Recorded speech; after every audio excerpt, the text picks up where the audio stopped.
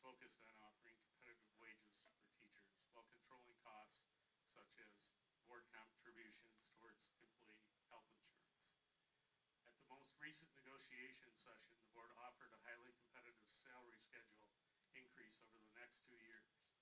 In this proposal, teachers will receive their step advancement on the step salary schedule, which represents 1 to 5% increase in wages depending on the individual's placement on that said schedule.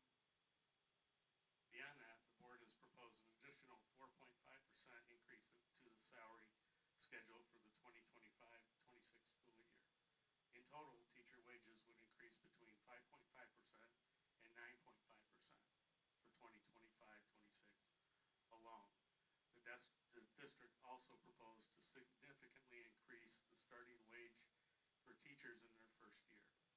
Finally, in this proposal, hard-to-fill ancillary staff positions like social workers, speech pathologists, school psychologists, etc., would receive a significant additional increase beyond the increases just mentioned of between 7 and 13.6% over the next 3 years to attract and retain these qualified employees.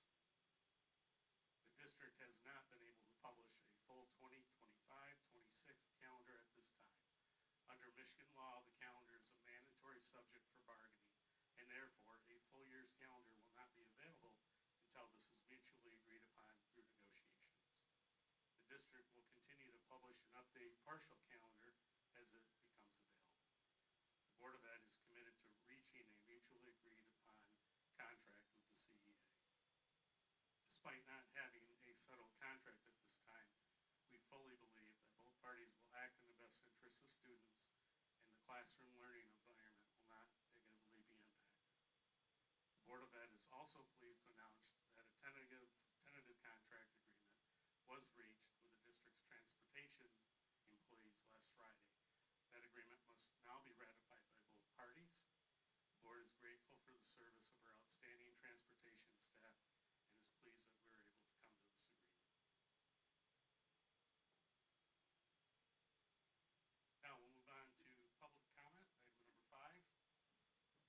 The board recognizes the value of public comment on educational issues and the importance of allowing members of the public to express their views.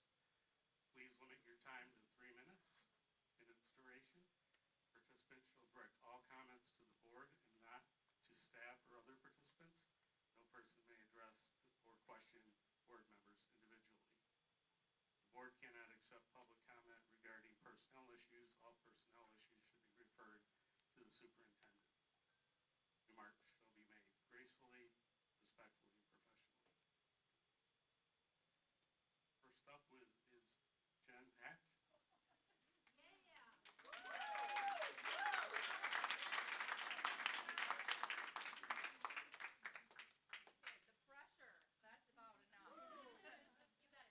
Okay.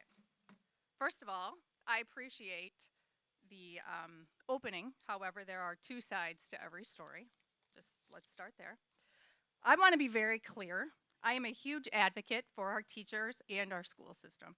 Every bond, every millage, every election cycle, you will see a sign in my yard.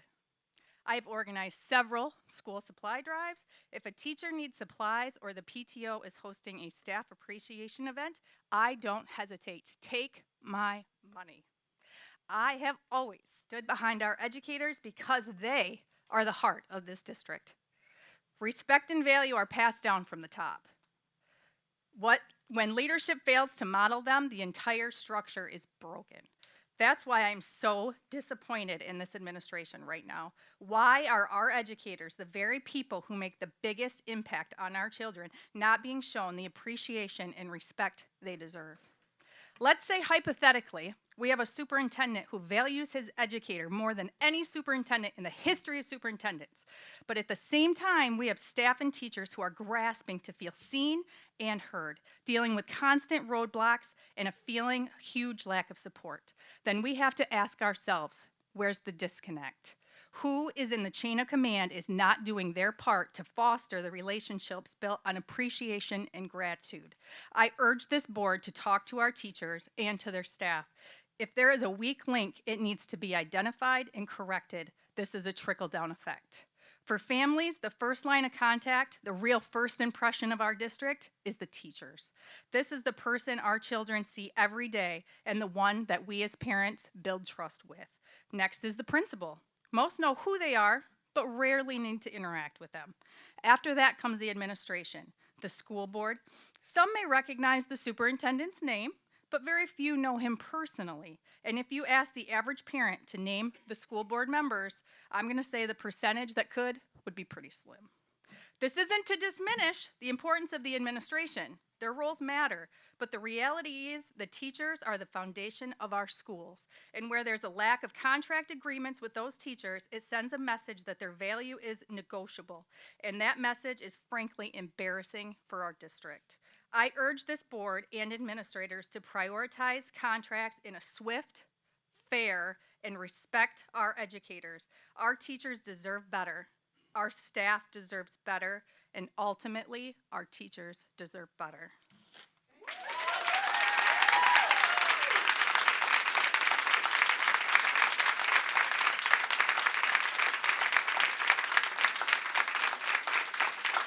you for your time. Thank you. You're welcome. Next is James Ernest.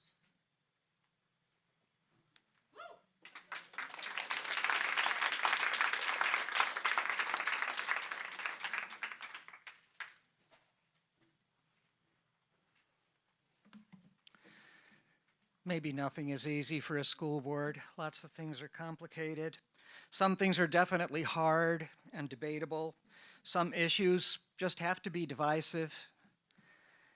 So taking an issue that should be only moderately difficult and making it hard, turning it into a big hairy deal, is kind of an unpardonable sin. Simply put, education is essential. I think we all agree on that. And teachers are essential to education. We all agree on that. Buildings are nice, but they're not essential. Boards are not essential. Superintendents are not essential. We appreciate them greatly. They can be helpful, but students are essential, and teachers are essential, and teachers are beloved.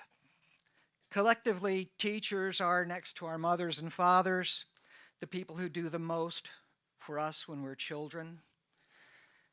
Teachers are beloved for that reason.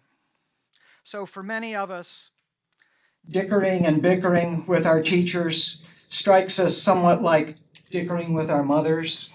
It doesn't sit well. Caledonia has had an excellent reputation as a school system. It's why my wife and I moved here with our children in 2003. We don't think that our teachers should have substandard pay that lags behind other districts in the area.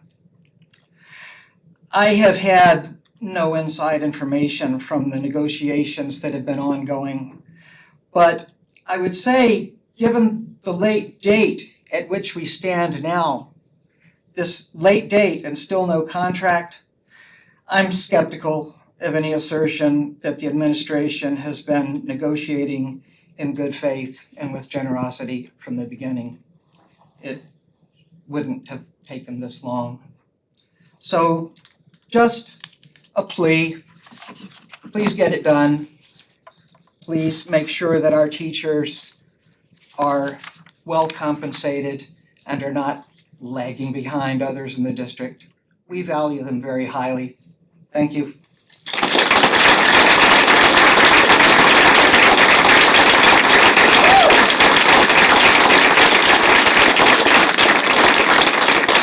Thank you. Next is Jason Sadu.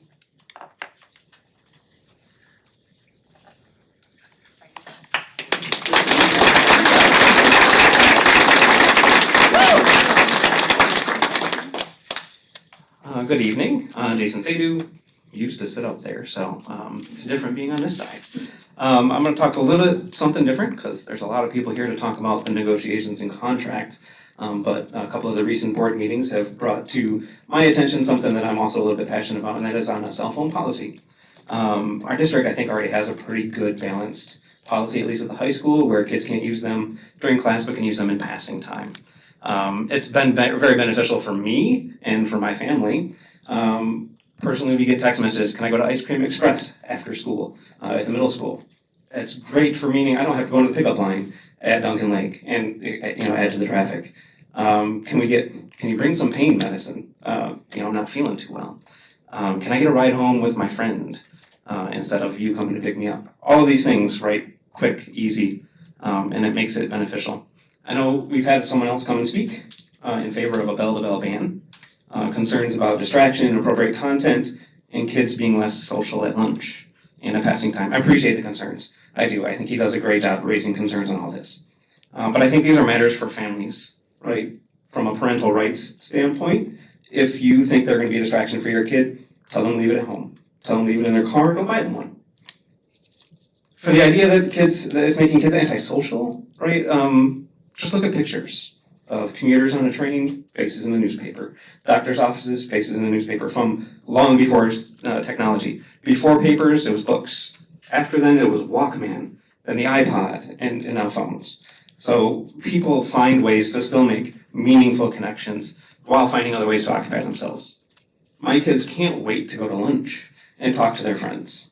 They talk about the social media stuff, the newest TikTok trend, this funny video, sharing it around, etc. So I think they're using these to create their own connections. Another thing that has changed is they can be a critical safety tool. We know this from real events. In Uvalde, students called 911s from their classrooms, right? Giving police vital information. In Georgia last year, students texted and called during the shooting, aiding families and authorities in real time. Phones have saved lives in those cases. So in closing, I don't believe a full ban is necessary. We have current policy that I think is a good balance. And then also, while my focus has been on cell phone policy, I also want to make sure I voice support for all of these teachers that are behind me. They are the heartbeat of this district. They pour themselves into our kids far beyond what is required, and I hope the board can settle their contract and show them the value that they bring to this district and our community. Thank you.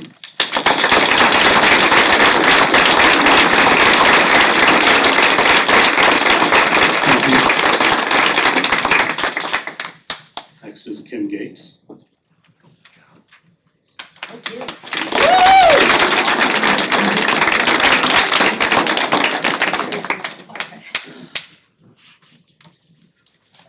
Hi. We love our Cal educators. I happen to know that. I taught here 31 years, and it's been a while. I retired in 2010, but there are still some teachers that are here that are still hanging in there well beyond that. They are great educators. We've been known since I was here in '79. You can do the math on it. It's been known as a great school district. We've won lots of awards. Our schools have, our teachers have. They go above and beyond what the call of duty. It concerns me, though, when I heard Tim read the proposal at the beginning of the meeting, and I'm seeing people that I know are involved in negotiations shaking their head no. So I don't know who to believe here. I hear one thing here. I see heads shaking no here. I like to think that our teachers are honest individuals, so I'm not quite sure where the disconnect is, but to be sure, there is some disconnect. If one thing's being said here and the shaking head is here, and I know you were negotiating through today even, so something is not happening, and I'm not sure what that is. I know that these teachers are the lifeblood of this district. Like we've heard said before, they are the front line. They are who parents come in contact with. They are who students come in contact with. They are the second set of parents raising these kids. And it is critical that we show them that we value them, that we settle a contract that says, you don't belong in the bottom half of the county on pay scale here. This city, this township is so much better in teaching staff and education than the bottom half of the county. We need to reward them for their efforts and let them know that we appreciate them and we want them to stay with us here in Caledonia. Thank you.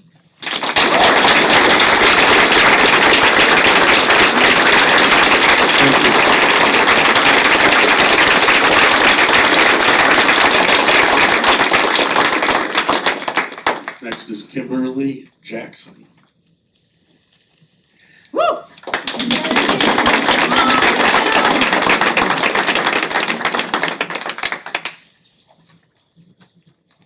Hi, I'm not gonna be as eloquent as the other people. It's been a day, a Monday at that. What I am gonna say, I'm an alumni of Caledonia. I have 2 kids in the school. They have grandparents, aunts and uncles, all that graduated from this district. My daughter was mortified last year when we got her schedule and I was like, oh, I know that teacher, that teacher, that teacher. Like, oh my God, are you kidding me? But the fact that I know the teachers, I graduated with them, I had them in class. We have teachers that stick around from the beginning of their career to their retirement. We need to honor that commitment. We want to keep these teachers. They see our kids more than we do during the school year, if we're honest. Like, between sports, anxiety, sports, school, all of that, teachers are with our kids more than we are. They deserve this money. We put so much money into our sports facilities. The sports are nothing if we don't have the kids coming into the education. The kids here. Because these kids want to go to college, they want to go to trades. We want them to have a good education. They can't do that without well-paid educators. That's why I'm here today. Thank you.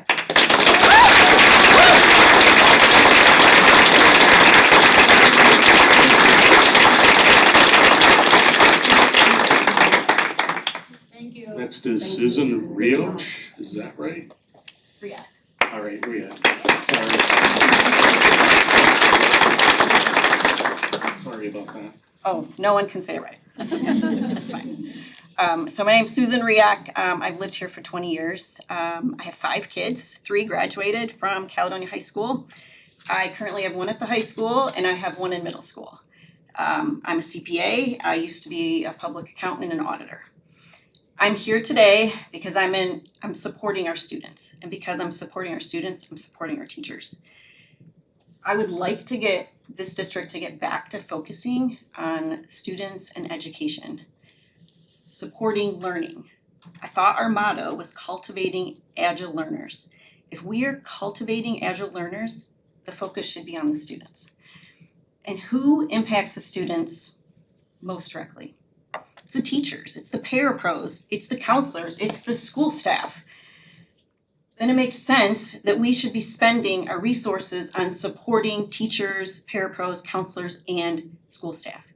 Teachers are our greatest asset. How can we support them? Well, the administration can support them when we have discipline issues. We can provide supplies and resources. And most importantly, we can pay them a reasonable wage. They are not greedy. They have families to support and to care for. I've heard the argument that there is uncertainty in funding we will receive from the state budget. We don't know how many students we're going to have. Every business and every school has that same uncertainty when proposing a budget and negotiating salaries. Yet, other schools have agreed to 5% or more rate increases with the same uncertainty.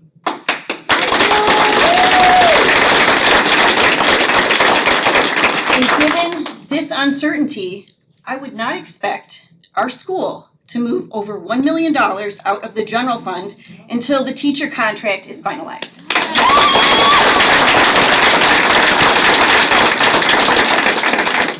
The priority should be on the education of our students. We can use bond funding for busing that apparently is coming out of the general fund, but we don't do it.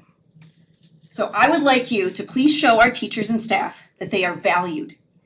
They have made an incredible impact on my kids and their friends, and they deserve to be paid fairly and to not spend, 4 months negotiating a teacher contract. Seriously? So my last comment will be the statement that was read in saying you guys have offered a 4.5% rate increase and whatever you want to make the math look. I will tell you that when you are in the lower half, the bottom 10 of the Kent County school districts, giving even a 4.5% raise doesn't make it an acceptable wage. It's simple math. You can't get there. They need to be paid what they should have been paid already. Thank you.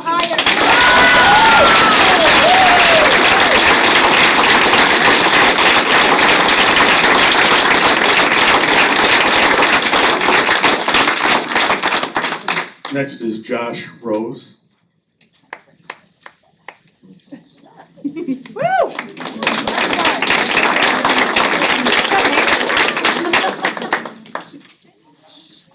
All right, hi guys, how we doing?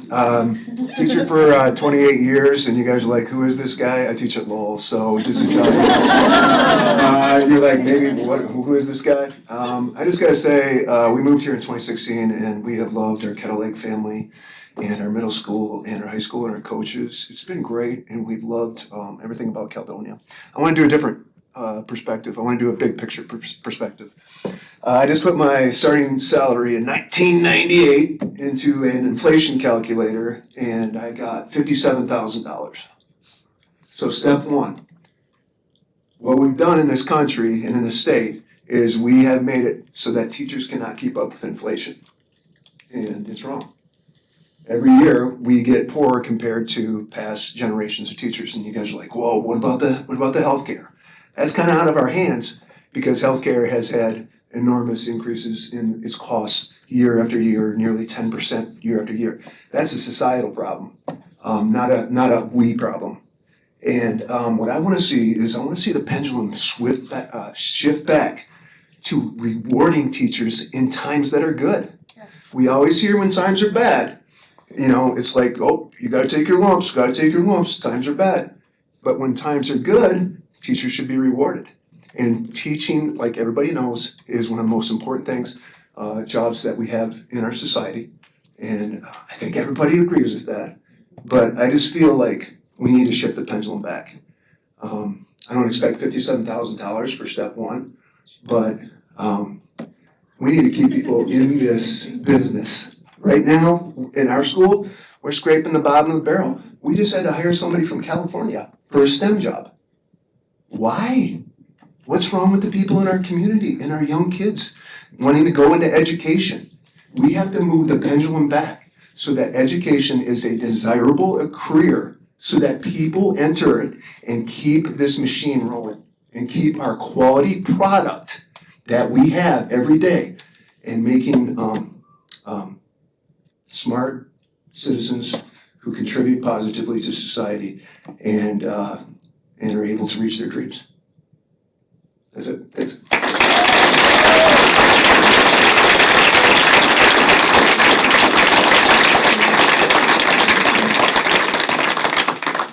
Next is Emily Murphy.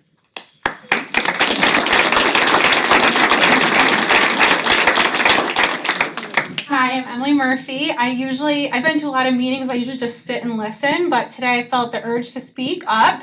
So I really wish I would have showered today, but.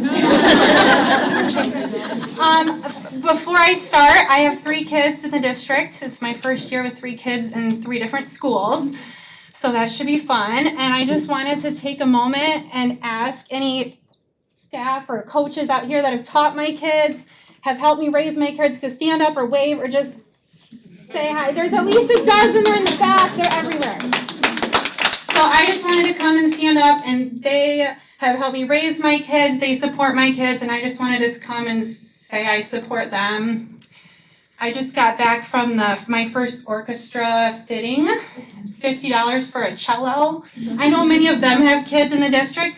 Life is expensive. They deserve all the pay. They're really priceless, and we love them, and we hope you guys can come to a deal soon and get them paid and get them ready to rock with our kids. Thanks.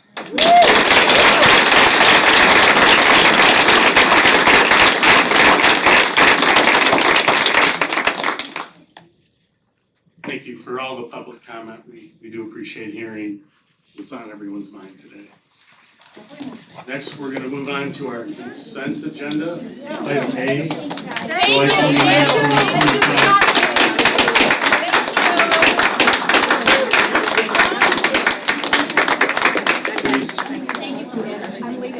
July 2025 special meeting minutes. July 2025 closed session minutes, August 13, 2025 committee of a whole meeting minutes, July 2025 payables, August 2025 personnel report. Is there a motion? I move that the Board of Education approve the consent agenda as presented. Second. Is there any discussion? Thanks, man. All those in favor of consent agenda indicate by saying aye. Please call the roll. Robert Garcia, Yes. Randall, Yes. Clement, Yes. Collins, Yes. Cone, yes, Morris, Yes. Nichols. Yes. Thank you. Consent agenda is passed. On to item 7, superintendent report. Item A, bond update. All right, thank you. Quite a lot going on, obviously, and we talked about some of these things last week on Wednesday, but just really appreciative of all of the efforts this summer that have made a really busy summer move as smoothly as possible. So the work at Caledonia Elementary and at New Dutton and at the stadium has progressed, along with a number of other items like playgrounds and parking lots and signs.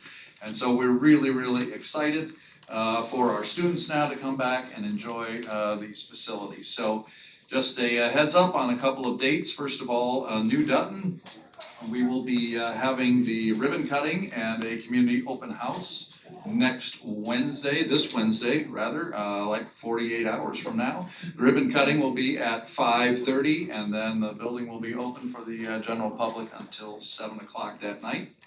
And then on Tuesday, the 26th, the stadium ribbon cutting will be held, and we'll be doing that at 6:30.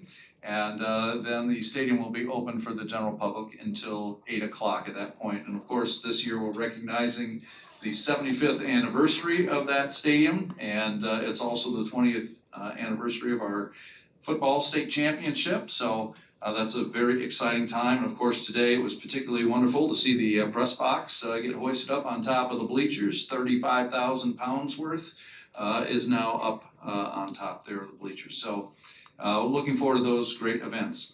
It is obviously an exciting time of year, and so we're looking forward tomorrow to having all of our staff back and welcoming them back, and then professional development will happen on Wednesday and Thursday. Open houses in most buildings will be taking place on Thursday, so parents should have received an email, and they can also check the schedule on the website. And then of course, school starts 1 week from today on the 25th. And then finally, just a quick note, it was wonderful on Saturday to be able to go to the biennial reunion held at the high school and see so many alums from years past there in attendance. The oldest alum was 99 years young, and so great to see him and all of them there. They had Elvis was in the building performing, and I believe the oldest couple has been married 70 years, and they kissed right there in school and didn't get a detention for it, so that was good. So we just big thank you to all those who put in so much time and effort to make that event happen. And to really connect with all those alums from years past. So that's all for my report tonight. Great, thank you, Dirk. On to item 8, discussion items, board consideration of item A, renewal of policy revisions, second reading. We discussed some of these almost, well, I think we talked about every policy at the committee of a whole meeting on Wednesday. And this is the second opportunity we have to discuss them, and they are listed under action items, but I wanted to give the board the opportunity to share any comments about what changes they might like to see in the policy action that we're going to be taking. I don't know that we have to go through each of them one by one, but I'll open up the floor for anybody on the board to raise any questions or comments and foster discussion on any of the policy items indicated below.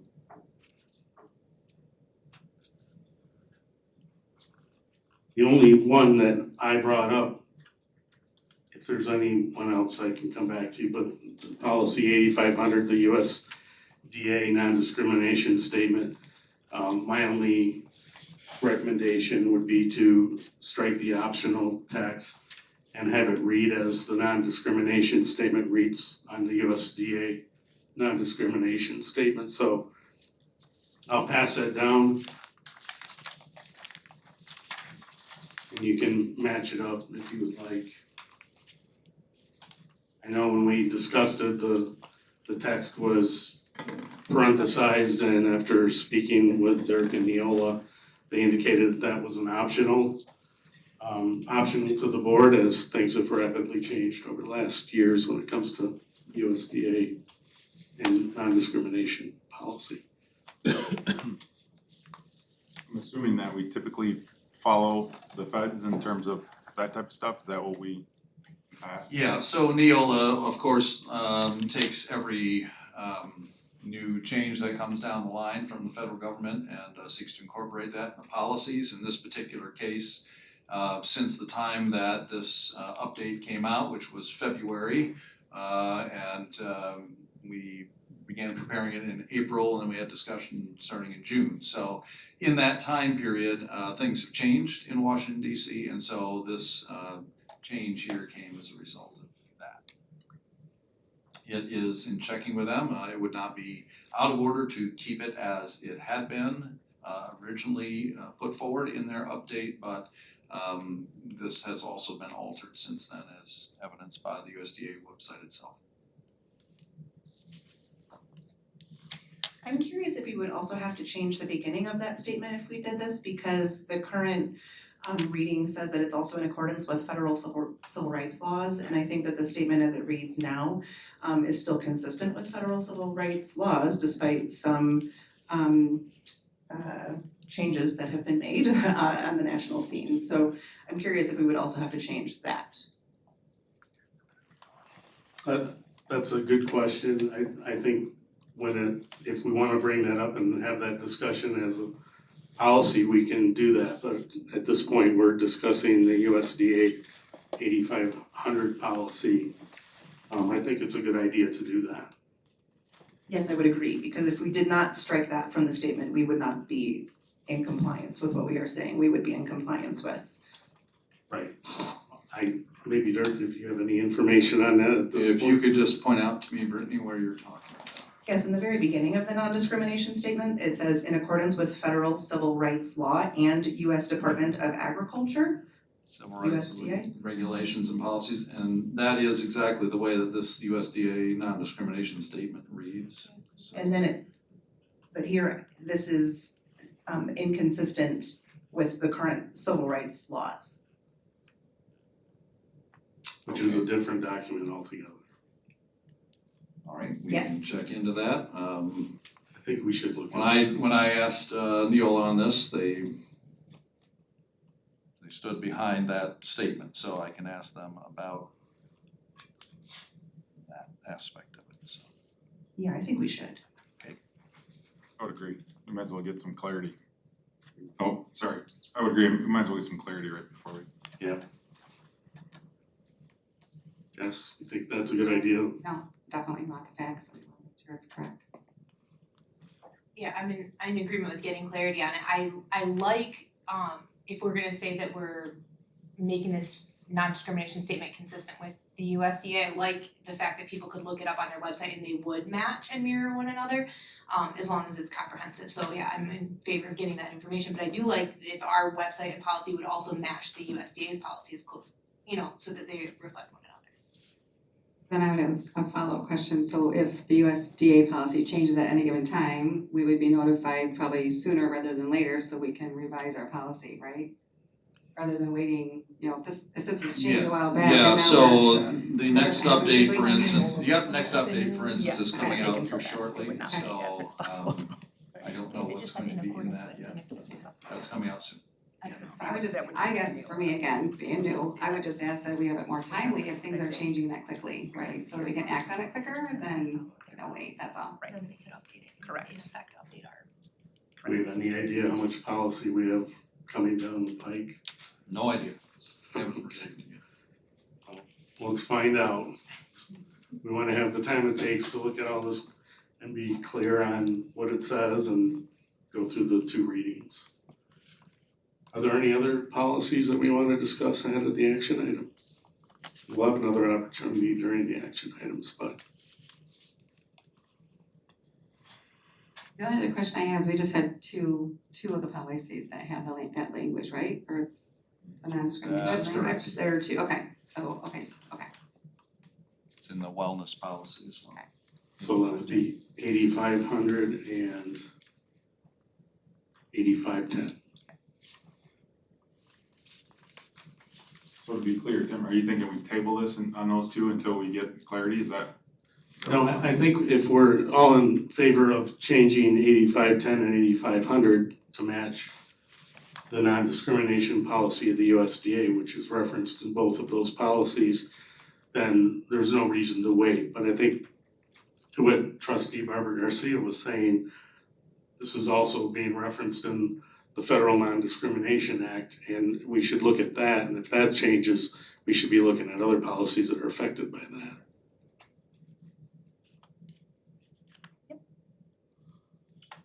Okay.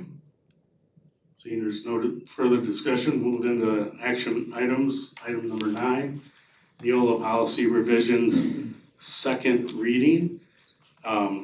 Anyone that makes the motion here, if we can go through those individually and we wanna discuss them at any point, that we please do that. So with the motion, we can read the motion at 1.131, go through it for a formal motion, and then we'll open it up to discussion. We can pick which ones we'd like to discuss further and amend if necessary. Is there a motion? I might not have totally followed what you just said, I'm sorry. I was assuming we would just make a motion that would include all of the other policies that we were not considering amending at once, yeah? One motion with Okay. further discussion. I move that the board conduct a second reading and adopt immediately the following board policies. 0131.1, bylaws and policies. 2340, field trip and other district sponsored trips. 5320, immunization. 5330, use of medications. 5330.01, epinephrine auto injectors. 8320, personnel files. And 8660, transportation for field trips, to delete the policy. Is there a second? Seconded by John. Any further discussion?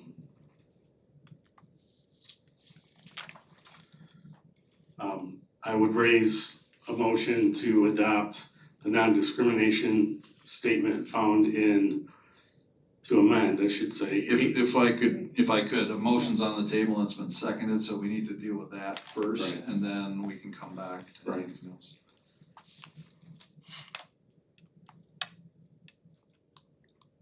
Are we do roll call? Yes, please.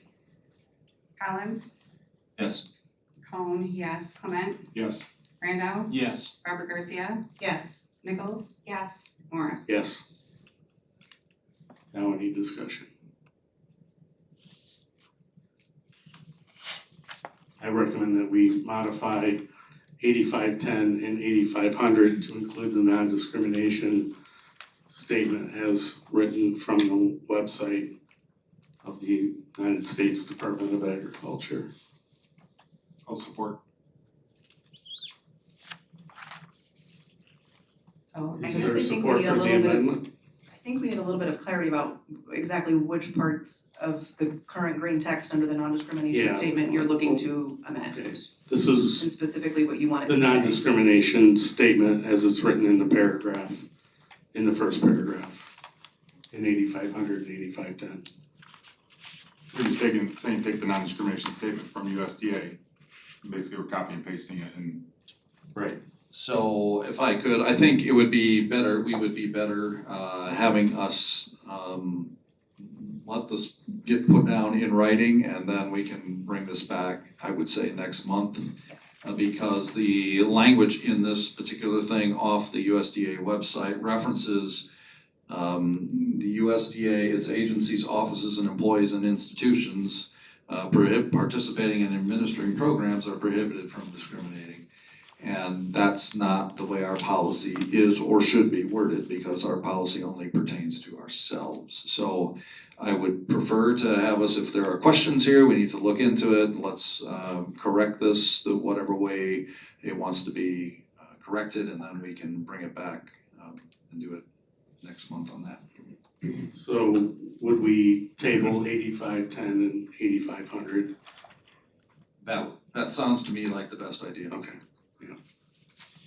And that's a motion. Somebody needs to move for that? No, we don't need it because the motion was made, these Or two just policies were listen. not included in the motion, and therefore Okay. they sit until pursued further. Just want my notes to be right, so.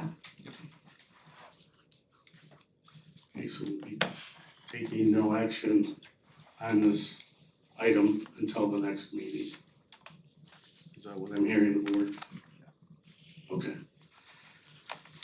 On to item 10, discussion items, anticipated board considerations. Item A, 2024-25 audit report.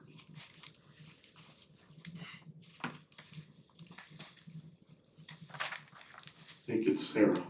So yes, we are looking to bring the fiscal year 2024-2025 school year's audited report to the board next month. So we'll look at that during committee and then present it to the full board at the regular meeting in September. Thank you. Item B, are there any other items? That's all this time. Okay, moving on to board comments. The superintendent is due a mid-year review, and this is a new state law that was passed, I believe, last year, requiring districts to do an informal review of the superintendent. In December, we do the formal review, and tonight we will be beginning the process, reviewing the superintendent and in closed session. And I want to welcome Kyle back to the board. Thank you for stepping up, and we appreciate having your expertise and your experience back on the board. Thanks, and I apologize for being a few minutes late. First football practice of the year, so I was trying to get kids pointed in the right direction and just lost track of time, so. I'm sure parking was an issue. Parking was fun, yes. Thanks for having me. You're welcome. Okay, item 12A, the board will meet in closed sessions as pursuant to Michigan compiled law 15.268C for the purpose of conducting a strategy and negotiation session, and MCL 15.268A at the request of the superintendent to conduct the mid-year review.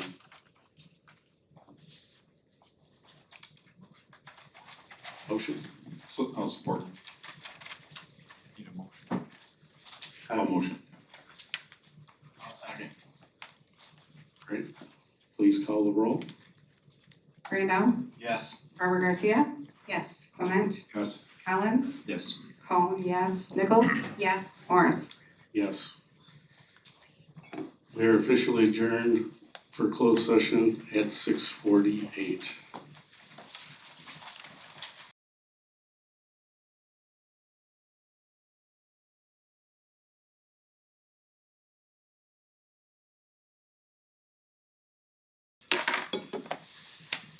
Okay, is there a motion to come out of closed session into regular session? I'll make that motion. Is there a second? Second? Call the roll.